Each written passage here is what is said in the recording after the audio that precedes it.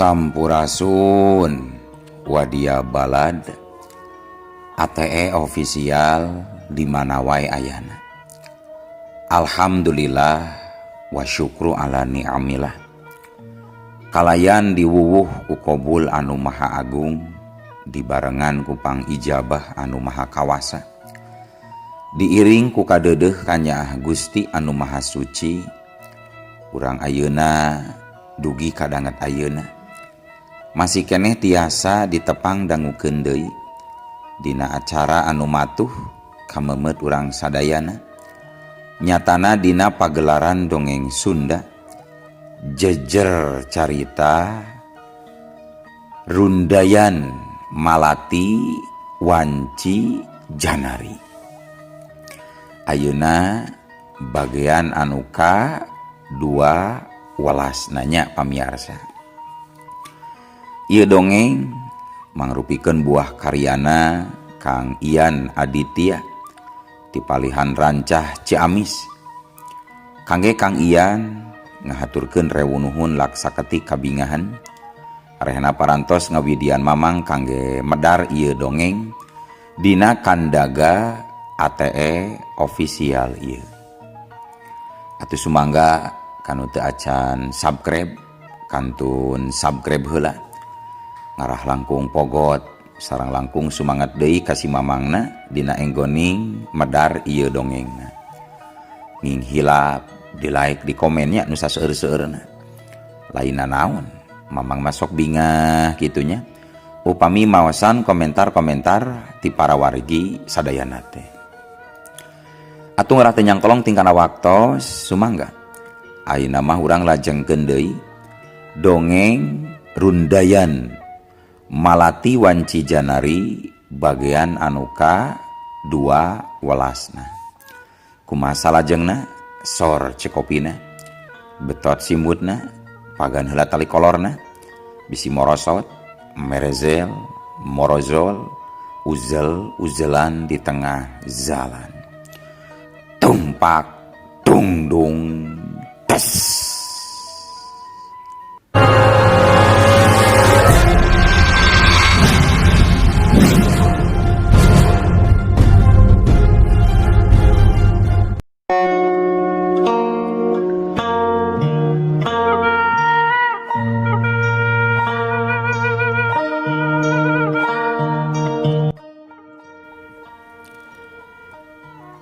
Para wargi sadayana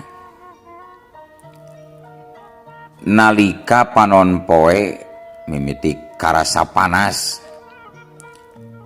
jang dirga harita nepi oge ka kantor Wilen Bangun Santosa cabang di Pajaten. Didinya manehna langsung nepungan Neng Yeni.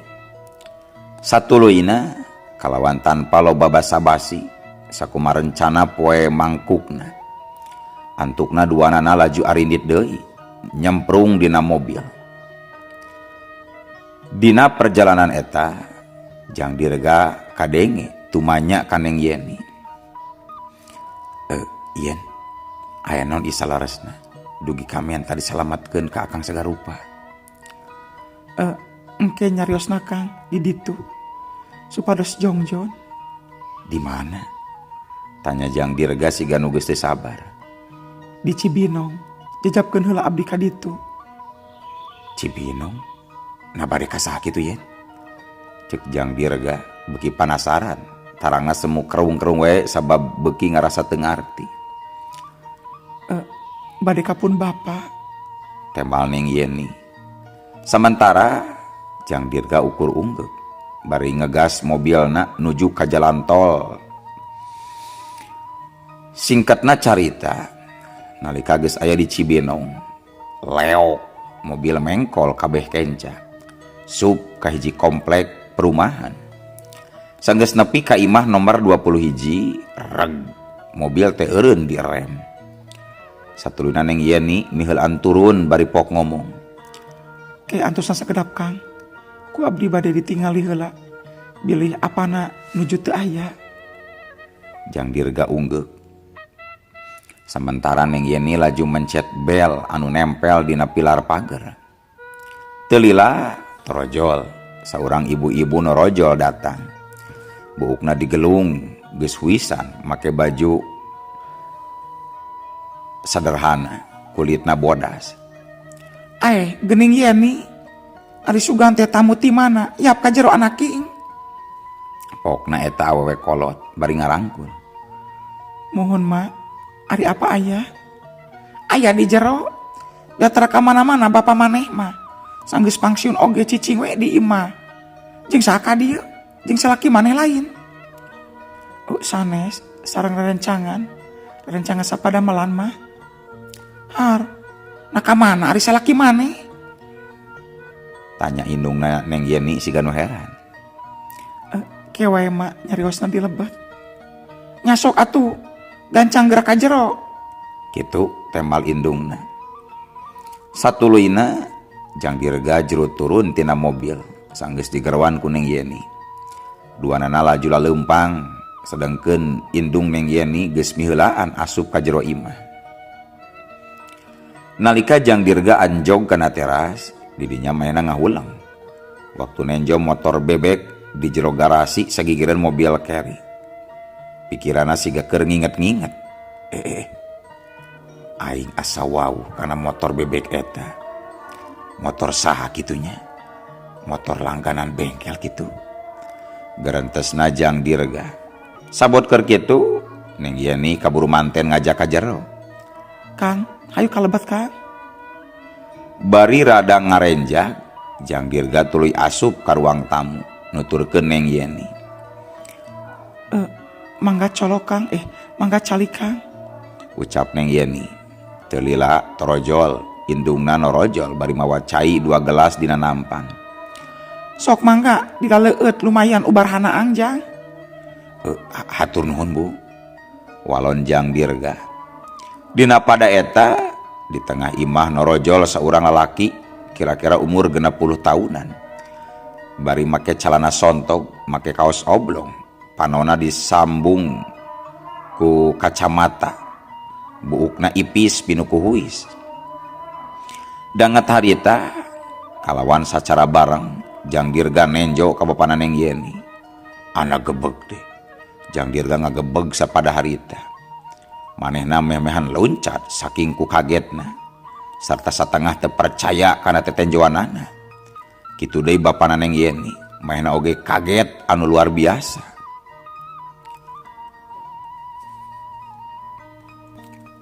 Saeusi rohangan dumadakan mencerong ka Jang Dirga anu keur nangtung siga patung.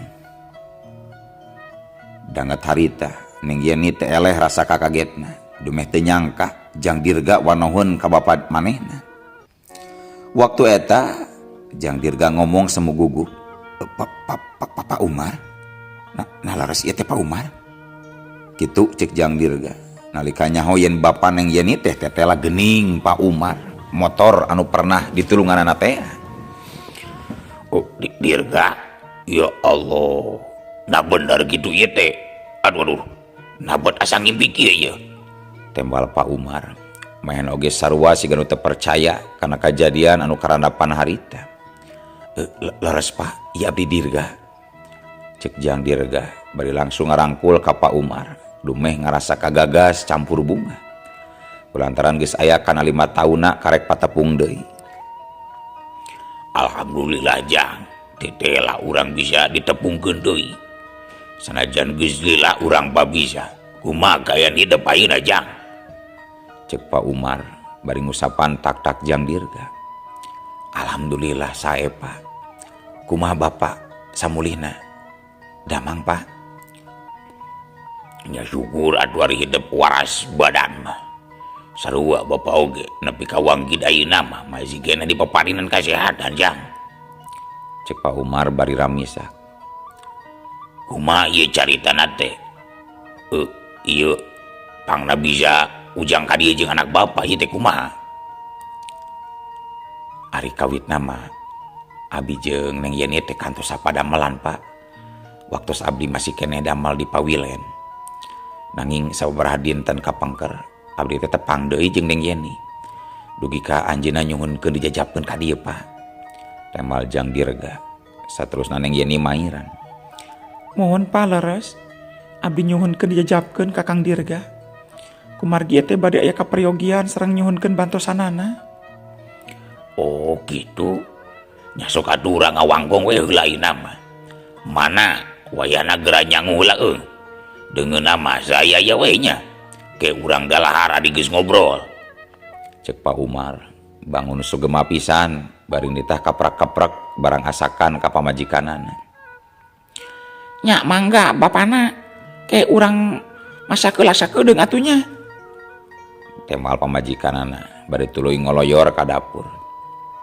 Neng Yeni pok tumanya ka Jang Dirga. Kang, nati rahawano sareng pun bapa. Kapungkur yen tos lami. Ari kawitna mah sawaktos akang masih kene di daerah Kedep. Pamit lepat mah nalika Pak Umar teh motorna mogok. Kaleresan akang ngalangkung nuju milari lowongan Padamelan. Nya ku akang teh dibantosan we dugi ka motorna hirup deui.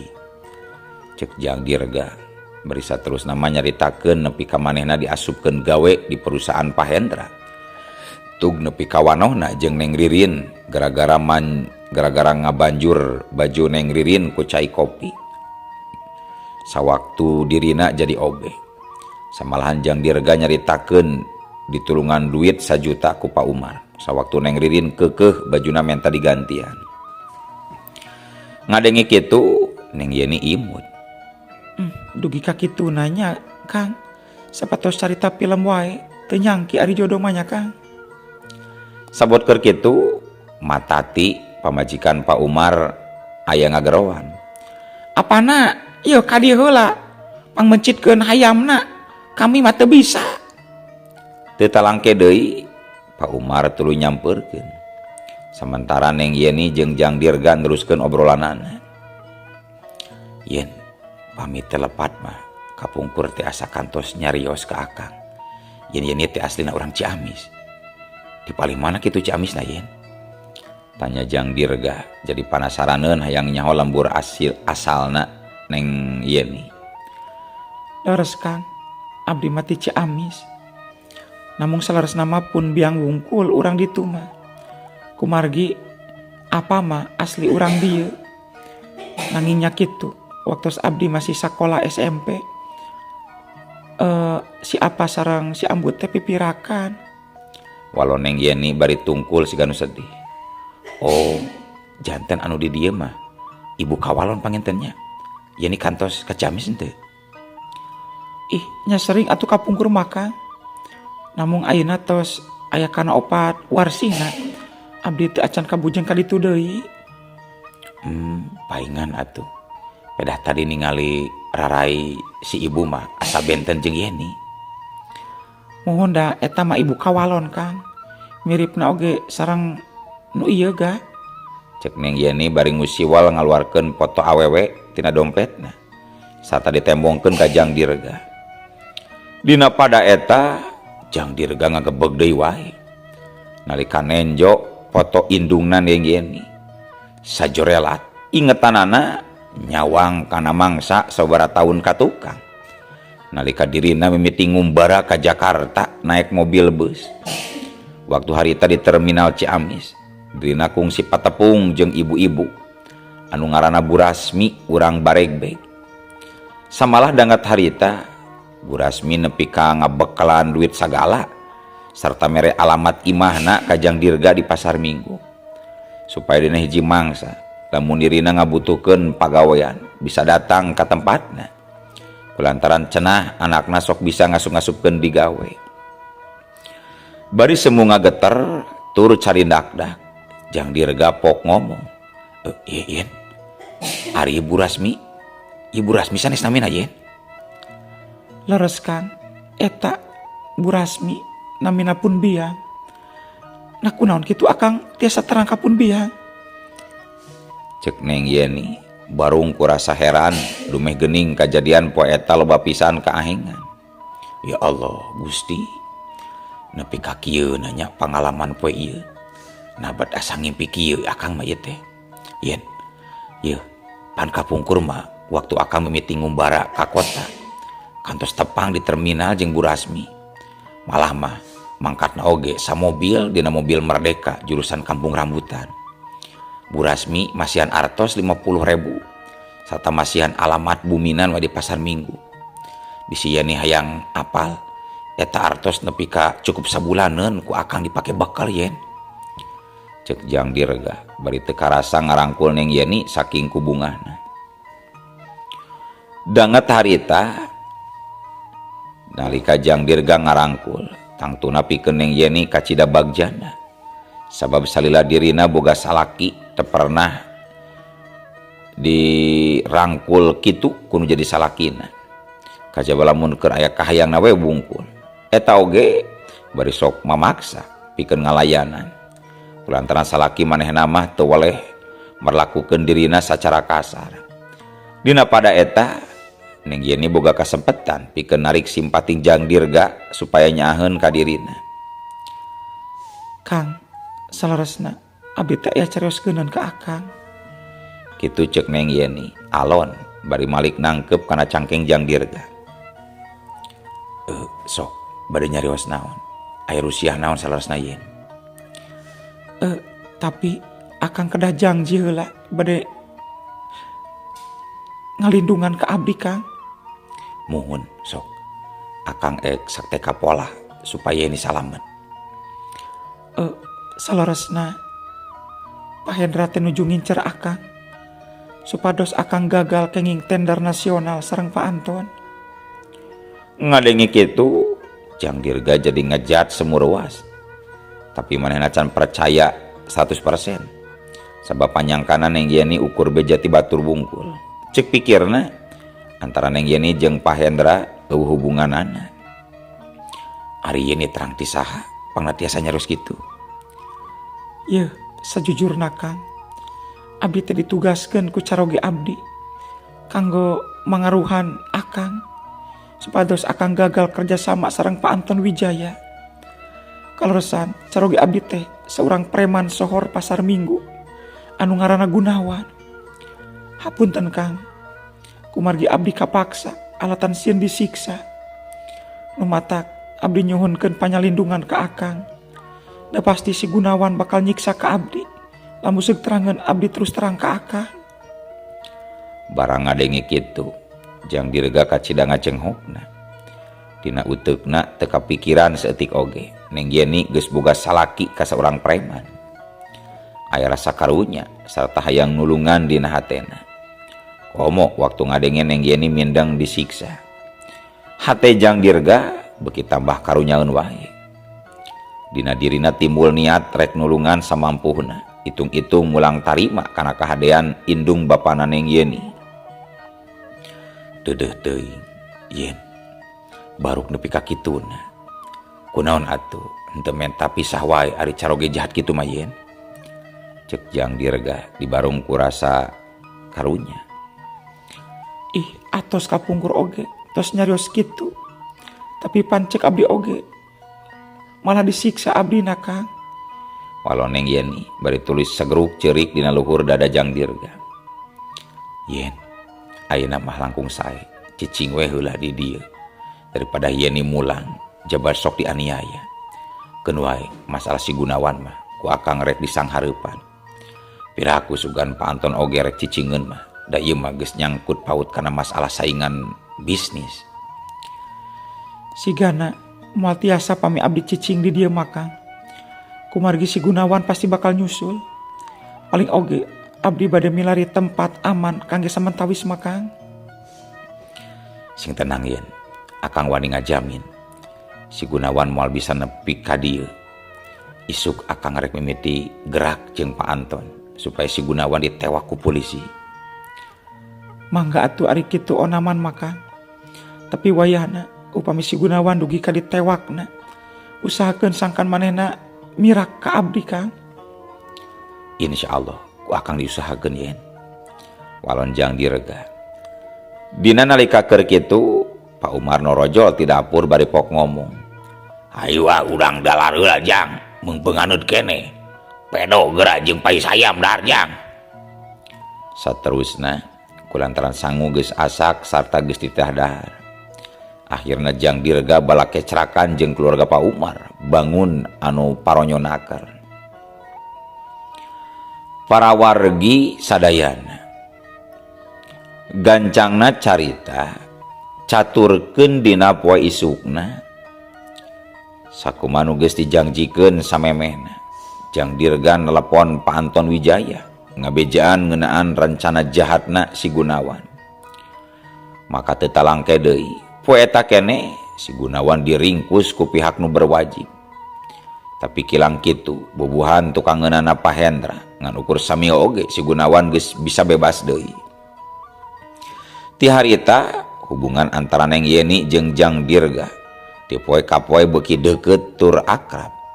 Samalah mindeng Jang Dirga ngirim duit pikeun nyukupan kabutuhan Neng Yeni sarta sakali-kali nepungan Neng Yeni tanpa sakanyahonan Neng Ririn. Pikeun Jang Dirga manehna ngalakukeun eta lain ku pedah bogoh tapi ukur samata-mata ngarasa karunya tur boga rasa kahutangan budi ku Pak Umar jeung Bu Rasmi. Selain ti eta hitung-hitung mulang tarima dumeh dirina geus salamet tina reka perdayana si Gunawan anu diparentah ku Pak Hendra. Ti harita Jang Dirga nanggung jawab sagala kabutuhan Neng Yeni. Dumeh ayeuna mah manehna geus teu gawe deui di Pawilen alatan sieuneun ku urut salakina. Kabageuran Jang Dirga tangtuna beda deui caritana pikeun Neng Yeni nu narimana. Dina hatena jadi timur rasa kanyaah sarta kacinta hayang ngapimilih. Keur meukeur ti saprak patepung oge dirina geus aya hate kadua leutik. Sabulan geus kaliwat usaha Jang Dirga maju luar biasa. Gudang kadua geus dibuka, jumlah pagawena beuki nambahan. Malah ayeuna Jang Dirga geus resmi asup kana daftar peserta tender distribusi nasional. Tender nu sarua jeung anu diincar ku perusahaanna Pak Hendra. Poe pengumuman mimiti deukeut. Jeung sakumna pangusaha gede geus nyiapkeun strategi masing-masing. Dina hiji poe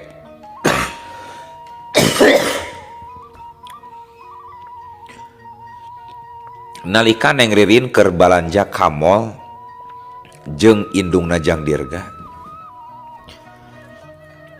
tepatna samemeh sapoe samemeh presentasi tender. Dina poe eta aya hiji kajadian anu ngajadikeun Jang Dirga kaget. Telepon di ruangan gawena disada tarik naker. Nalika diangkat anu nelpon sora lalaki anu teu wawuh ku dirina. Harita kadenge eta lalaki nyarita. Selamat siang, ieu sareng Pak Dirga sanes. Mohon laras, ieu sareng saha? Abdi ti pihak kapolisian, Pak. Bu Ririn kecelakaan. Ayeuna nuju dirawat di rumah sakit, Pak. Gebeg. Sapada harita Jang Dirga ngagebeg. Beak kadaek, hatena ngaredak tagiwur. Kecelakaan? Kecelakaan di mana, Pak? Di jalan raya. Diantos saenggalna di rumah sakit mitra keluarga, Pak.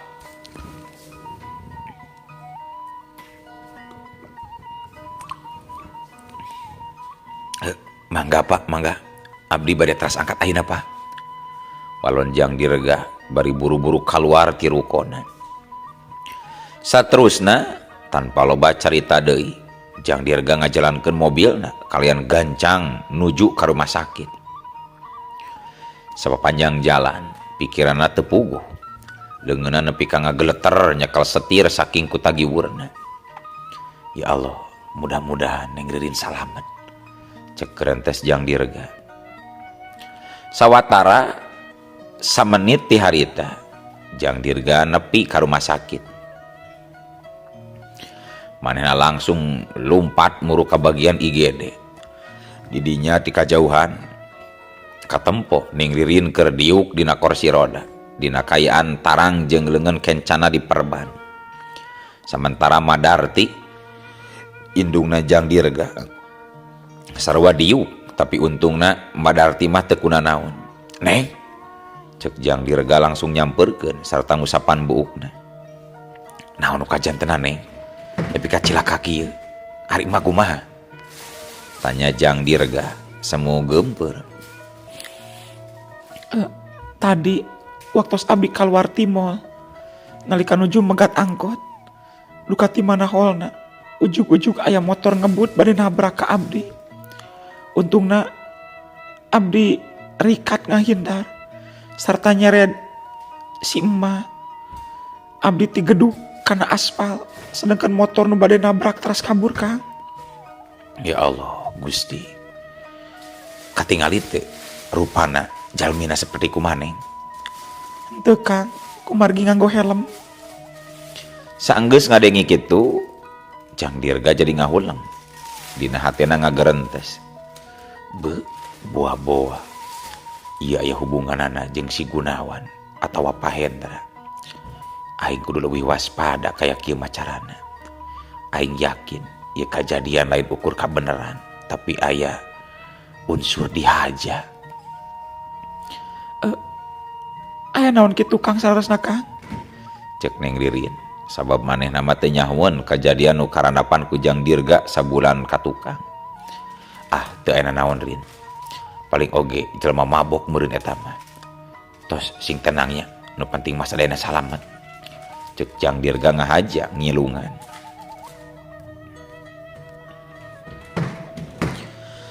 Saenggeus ngadengi caritaan ti Jang Dirga model kitu, kaya Neng Ririn mimiti tenang. Sementara harita Jang Dirga pok tumanya ka indungna Madarti. Naon nu karaos ayeuna mah? Aya nu nyeri atana pintu mah? Alhamdulillah Ujang, mama teh kuna naon. Ukur ruas wungkul peda kaseret. Mama teh mending geus ruas bisi si Neng tatuparna. Temal Madarti bari ngusapan Neng Ririn. Syukur pami kitu mama. Hapunten abdi, kumargi tadi teu nganteur emak balanja.